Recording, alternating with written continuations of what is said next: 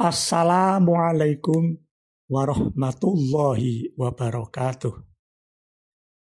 Alhamdulillah, assalatu wassalamu ala rasulillah wa ala alihi wa sahbihi wa mawalah. Amma ba'd. Kaum muslimin yang dirahmati Allah, suatu ketika ada seseorang menghadap Rasulullah.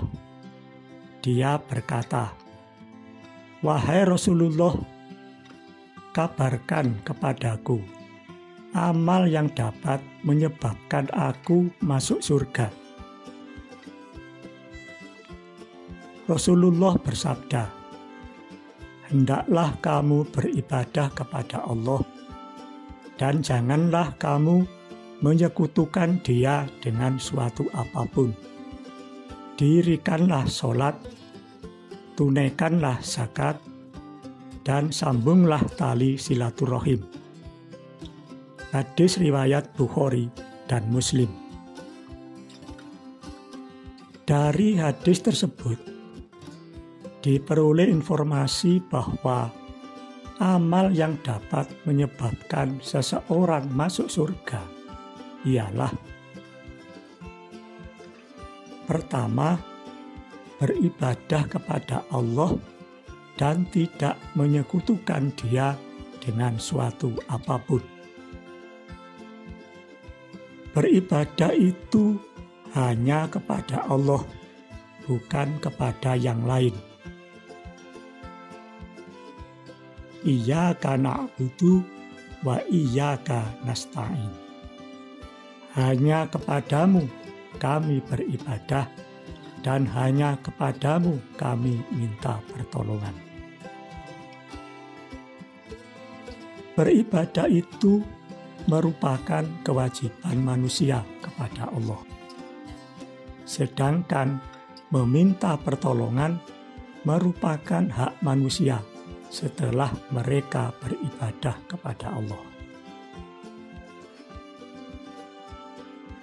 Dengan kata lain, penuhi dulu kewajiban-kewajiban kepada Allah. Setelah itu baru meminta pertolongan kepadanya. Meminta pertolongan itu hanya kepada Allah, bukan kepada yang lain. Suatu ketika, Umar bin Khattab menangis lalu tertawa. Ketika masih kafir, Umar pernah melakukan perbuatan kejam, yaitu mengubur anak perempuannya hidup-hidup. Teringat akan hal itu, Umar menangis. Selain itu, Umar juga pernah mengadakan perjalanan jauh. Dipersiapkanlah bekal makan dan membawa patung besar terbuat dari tepung.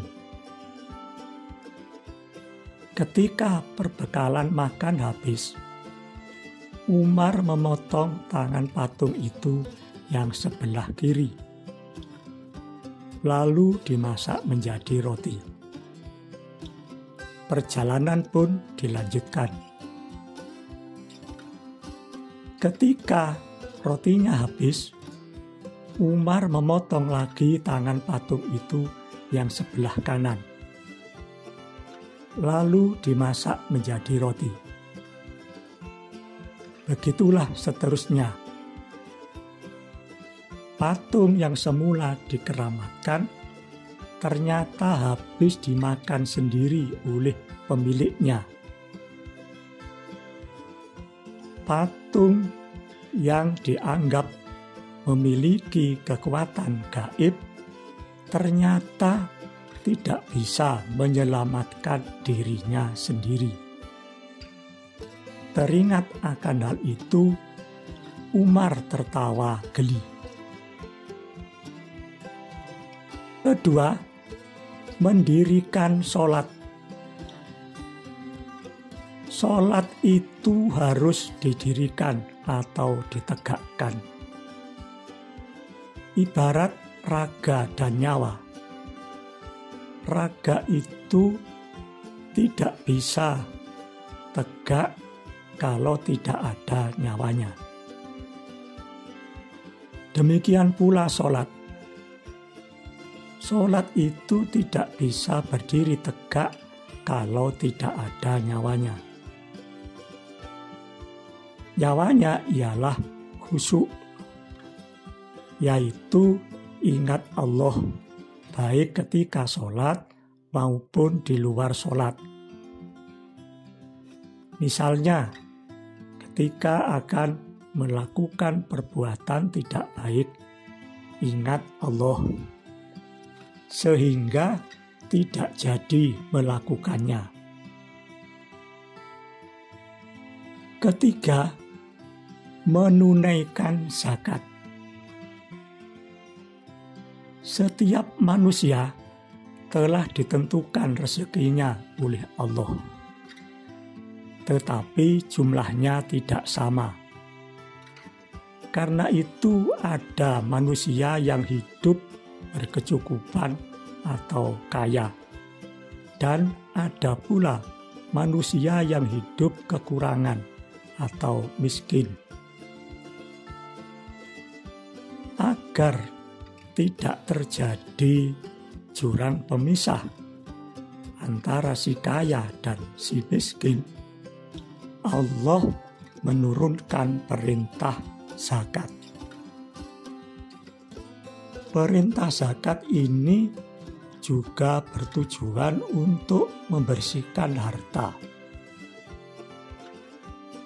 Selain hartanya menjadi bersih, orang kaya yang mau menunaikan zakat berarti ia telah ikut serta mempersempit jurang pemisah antara si kaya dan si miskin.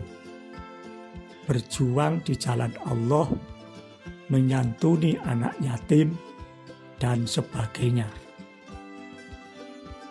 Dengan demikian, akan menjadi salah satu pengantar baginya untuk masuk surga. Keempat, menyambung silaturahim. Sebagai makhluk sosial, manusia harus menjalin hubungan baik dengan sesamanya. Agar terjalin hubungan baik dengan sesamanya, manusia harus bersikap ramah, murah senyum, suka menolong, pendek kata harus berakhlak mulia. Orang yang berakhlak mulia akan memiliki banyak teman dan diluaskan rezekinya. Sebaliknya, akhlak tercela akan menutup pintu rezeki dan memutuskan tali silaturahim. Hal ini dibenci oleh Allah. Bahkan, orang yang memutuskan tali silaturahim diancam tidak akan masuk surga. Semoga bermanfaat. Assalamualaikum warahmatullahi wabarakatuh.